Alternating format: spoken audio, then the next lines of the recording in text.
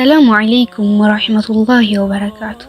نبي الله لوط عليه السلام ሉጥ አለይሂ ሰላም የኢብራሂም አለይሂ ሰላም የወንድም ልጅ ሲሆን የኢብራሂምን ጥሪ የተቀበለ ብቸኛ ወንድ ነው። ኢብራሂም አለይሂ ሰላም ወደ ግብጽ ስደት ሲያደርግ ሉጥን ሰዶም ወደምትባል ከተማ ዳዕዋ እንዲያደርግ ልኮት ነበር። ሰዶም ማለት ወንጀል እንደ ጽድቅ የሚታይባት የአማጽያን መጠራቀሚያ፣ ሴትን የማይፈልጉና የተመሳሳይ ጾታ ግንኙነት የተንሰራፋበት፣ በተሰበሰቡበት ፈሳቸውን በጋድ የሚፈሱ ጋጠ ወጦች፣ ወንድ ልጅን አስገድዶ የመድፈርና ሌሎች ወንጀሎች የሚተገበርባት ጸያፍ ከተማ ናት። ወደዛች ከተማ ነው እንግዲህ ነብዩላህ ሉጥ አለይሂ ሰላም ወደ አላህ ሊጣራ የገባው። ነብዩላህ ሉጥ ህዝቡ የተዘፈቀበትን አጸያፊ ተግባር ሲመለከት እነዚያ ጸያፍ ተግባራት እንዲያቆሙና አላህን በብቸኝነት እንዲያመልኩ ጥሪ ያደረገላቸው። ሉጥ አለይሂ ሰላም ምንም እንኳን የሰዶም ህዝቦችን በልዝብተኝነት ጥሪ ቢያደርግላቸውም ጥመትና አመጽን እንጂ ምንም አልጨመረላቸውም ነበር። አላህ ያዘነለት ሲቀር ይልቁንም ጥሪ ባደረገላቸው ቁጥር የግድያ፣ የወገራ፣ ዛቻና ከሀገሪቱ ሊያስወጡት እንደሚችሉ ይዝቱበት ነበር። ሉጥ አለይሂ ሰላም ያለ አንዳች መከታ በርካታ ዓመታት ወደ አላህ ተጣርቷል። ምንም ለውጥ ባለማየቱ አላህንም ጌታዬ ሆይ ህዝቦቼ ባስተባበሉ ነገሮች ላይ አንተ እርዳኝ ሲል ተማጸኑ። የሶዶም ህዝቦች ምላሻቸው እስኪ አንተ ሉጥ ሆይ እውነተኛ ከሆንክ የአላህን ቅጣት አውርድብን እያሉ ይሳለቁበት ነበር። ይህንን ምላሽ የሰጡት ቀን አላህ ፍጻሜውን የሚወስንበት ዕለት ተወሰነ።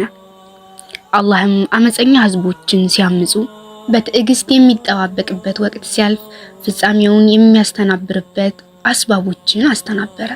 ከዕለታት አንድ ቀን ኢብራሂም አለይሂ ሰላም ከሳራ ጋር በሚኖርበት ድንኳን አጠገብ ከሳራ ጋር ቁጭ ብሎ ሳለ ሶስት መላእክቶች በወጣቶች ምስል ተመስለው ወደ ምድር በመውረድ ኢብራሂም አለይሂ ሰላምና ሳራ ቁጭ ባሉበት መጥተው ኢብራሂም አለይሂ ሰላምን ሰላምታ አቀረቡለት።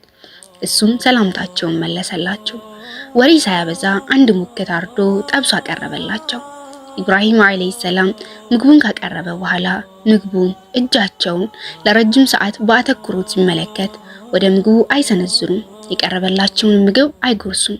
ይህን ጊዜ ኢብራሂም አለይሂ ሰላም በልቡ ፍራቻ አደረበት። ሊዘርፉኝ የመጡ ሌቦች ናቸው ወይንስ ሊገሉኝ ወይንስ ሚስቴን ሊተናኮሉ እያለ በተለያዩ ምክንያቶች ይጨነቅ ጀመረ። ዝምታቸው ያላማረው ኢብራሂም አለይሂ ሰላም ምን ፈልጋችሁ ነው? እናንተ እነማን ናችሁ ብሎ ጠየቃቸው። ወጣቶችም እኛ ከሰማይ የመጣን መልአክ ስንሆን ለአንተ ልጅ እንደምትወልድ ልናበስረህና የሉጥ አለይሂ ሰላም ህዝቦችን ልናጠፋ ነው የመጣ ነው በማለት መለሱለት። ኢብራሂም አለይሂ ሰላም ከፊት ለፊቱ የሚመለከታቸው ወጣቶች የሚያላግጡበት መስሎት በመገረም ይህ እንዴት ይሆናል? እኔ እኮ የጃጀው ሽማግሌ ነኝ አላቸው።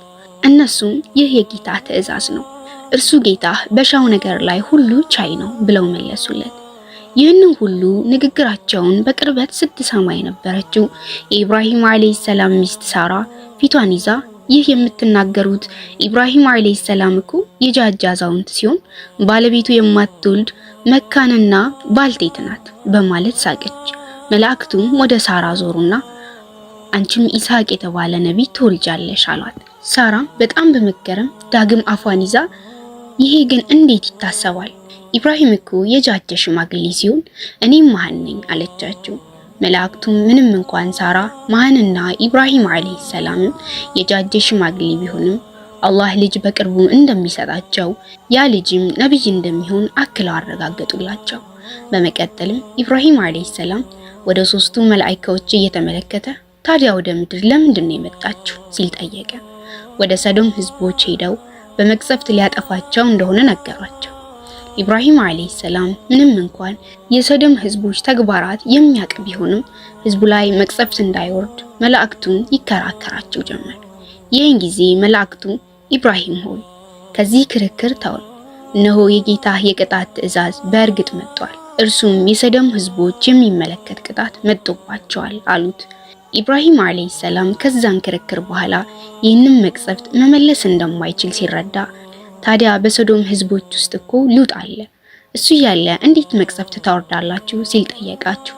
መላእክቱም ከሰማይ ሲወርዱ መቅሰፍቱ ማንን ስቶ ማንን እንደሚያገኝ ያውቁ ነበርና እኛ ሰዶም ውስጥ ማን እንደሚኖር ጠንቅቀን እናውቃለን። እርሱ ሉጥና ቤተሰቦቹን እናድናለን፣ ግን ባለቤቱ ከካህዲያን ስትሆን ከጠፊዎችም ትሆናለች ብለው መለሱለት። ከዚያም መላእክቶች ወደ ሰዶም ህዝቦች ጉዟቸውን ጀመሩ። እነዚህ መላእክቶች በሚያምሩ ወጣት ጎረምሶች ተመስለው ገቡ። የሶዶም ከተማ ሲገቡ ወቅቱ አመሻሽ ነበረ። መንገድ ላይ ሉጥ አለይሂ ሰላም ይመለከታቸውና ተቻክሎ እቤቱ አስገባቸው። ሉጥ አለይሂ ሰላም ይህንን ያደረገው የከተማዋ ህዝብ እነዚህን ወጣቶች ካያቸው ግብረ ሰዶም ይፈጽሙባቸዋል በሚል ስጋት ነበረ። የከተማዋ ህዝብ ሉጥ ምንም አይነት እንግዳ እንዳይቀበል ስላስጠነቀቋቸው ሉጥ አለይሂ ሰላም እንግዶችን ካስገባቸው በኋላ እንዴት ላድናቸው በሚል ሐሳብ በጣም ተጨነቀ። በዚህ መሃል እርጉም የሆነች ሉጥ አለይሂ ሰላም ባለቤት ቀስ ብላ ከቤት በመውጣት ለአመፀኛ ህዝቦች ሉጥ ቆንጆ ወጣቶች እቤቱ አስገብቷል በማለት ነገረቻቸው። ህዝቦቹም እየተንጋጉ የሉጥ አለይሂ ሰላም ቤትን ከበቡት። ሉጥም ሊያናግራቸው ወጣና በለስላሳ አንደበት ይለማመጣቸው ጀመር። ምናልባት ያንዱ ልብ ይለሰልሳል በማለት ተስፋ የቆረጠው ሉጥ አለይሂ ሰላም በመጨረሻም ከፈለጋችሁ እነዚህን ሴት ልጆቼን አግቡ፣ እነሱ ለእናንተ ንጹህ ናቸው፣ አላህንም ፍሩ፣ እንግዶቼንም አታዋርዱብኝ በማለት ይማጸናቸዋል። ይህ ሁሉ ሲሆን ሉጥ አለይሂ ሰላም ህዝቡ በእንግዶቹ ላይ በሩን ዘግቶባቸው ነበረ የሚከራከረው። በዚህ አጋጣሚ ከህዝቡ መካከል በሩን ለመስበር የሚታገል ነበር። ይህንን የሉጥ ሁኔታ የሚመለከቱ በወጣቶች የተመሰሉ መላእክቶችም ሉጥን አለይሂ ሰላም ጠሩትና የመጡበትን ዓላማ ሁሉንም ነግረው ግልጽ አደረጉለት። መላእክት መሆናቸውንም አክለው ነገሩት። በመልከ መልካም ወጣቶች ተመስለው ወደ ሉጥ የመጡት መላእክቶች ጅብሪል፣ ሚካኤል፣ ኢስራፊል ነበሩ። በመጨረሻም መላእክቶች ይህችን ከተማ ሊያጠፉና ሉጥም ቤተሰቦቹንና ተከታዮቹን ሁሉ ሰብስቦ ጎህ ሳይቀድ ከከተማይቱ ለቆ እንዲወጣ አዘዙት። በዚህ ሁኔታ ሉጥ አለይሂ ሰላም እንግዶቹን እያወራ ሳለ ህዝቡ በሩን ሊገነጥሉ ተቃረቡ። ይህንን ጊዜ ጅብሪል አለይሂ ሰላም አላህን አስፈቀደና አንድ ጊዜ በሩን ከፍቶ በመውጣት በክንፉ ፊታቸውን ክፉኛ ይመታቸው ጀመር። በገጠማቸው የመላእክቱ ድብደባ አይኖቻቸው እዛው እየሟሸሸ መፍሰስ ጀመረ። ህዝቡም ጠዋት ሲነጋ ሉጥ አለይሂ ሰላምን እንደሚገሉት እየዛቱ ሁሉም ከበሩ እየተተረማመሱ ሄዱ። ከዛም ሉጥ አለይሂ ሰላም መላእክቱን መቼ ነው እነዚህን ህዝቦች የምታጠፉት ብሎ ጠየቃቸው። መልእክተኞችም ጎህ ሳይቀድ ነው ብለው አሉት። ሉጥ አለይሂ ሰላም አሁን ብታጠፋችሁስ በማለት አቻኮላቸው። መልእክተኞቹም እንዴታ ጎህ ቅርብ አይደለም እንዴ ብለው መለሱለት። ጎህ ከመቅደዱ በፊት ሉጥ አለይሂ ሰላም ቤተሰቦቹን ተከታዮቹንና አመፀኛ ሚስቱን ይዞ ከመቅሰፈቱ ሽሽት ከከተማይቱ መውጣት ጀመሩ። ሉጥ አለይሂ ሰላም ከከተማይቱ ሲወጡ ለተከታዮቹ በከተማይቱ የሚወርደውን መቅሰፍት ማንም ዞሮ ማየት እንደሌለበት አስጠንቅቆ ተናገረ። አሁን ሁሉም ጉዞ ጀምረዋል። መላእክቶቹ እዛው ከተማ ውስጥ ናቸው። ሉጥ አለይሂ ሰላም ተከታዮቹን ከተማይቱ ልክ ለቆ እንደወጡ ከወደ ከተማይቱ አካባቢ ከፍተኛ ድምጽ ሰሙ። ማንም ወደ ከተማዋ እንዳይዞር ማስጠንቀቂያ ስለተሰጠው ማንም ዞሮ አልተመለከተም ነበር። የሉጥ አለይሂ ሰላም ሚስት ግን ወደ ኋላ ዞራ በመመልከት መቅሰፍቱን በተመለከተችው ጊዜ ወይኔ ወገኔ በማለት ጮኸች። በዚያው መቅሰፍት ትልቅ የድንጋይ ፍንጣሪ ራሷን ለሁለት ከፈላትና የመቅሰፈቱ ሰለባ ሆነች። መቅሰፍቱ ሲጀመር ጅብሪል አለይሂ ሰላም ክንፉን በከተማይቱ መሬት ውስጥ ዘግዝቆ አስገባው።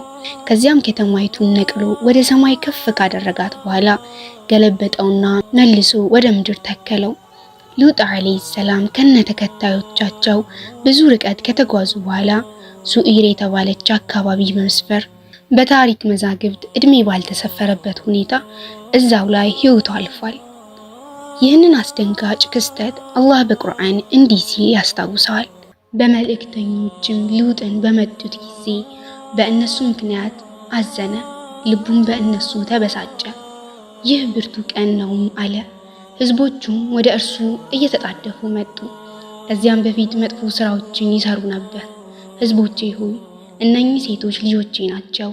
እነሱ ለእናንተ ይልቅ በጣም ይጸዱ ናቸው። አግቧቸው፣ አላህንም ፍሩ፣ በእንግዶቼም አታሳፍሩኝ። ከእናንተ ውስጥ ቅን ሰው የለምን አላቸው። ከሴቶች ልጆችህ ለእኛ ምንም ጉዳይ የለንም፣ አንተ የምንሻውን በእርግጥ ታውቃለህ አሉት። በእናንተ ላይ ለኔ ኃይል በኖረኝ ወይንም ብርቱ ወገን ብጠጋ ኖሮ የምሰራውን በሰራሁ ነበር አላቸው።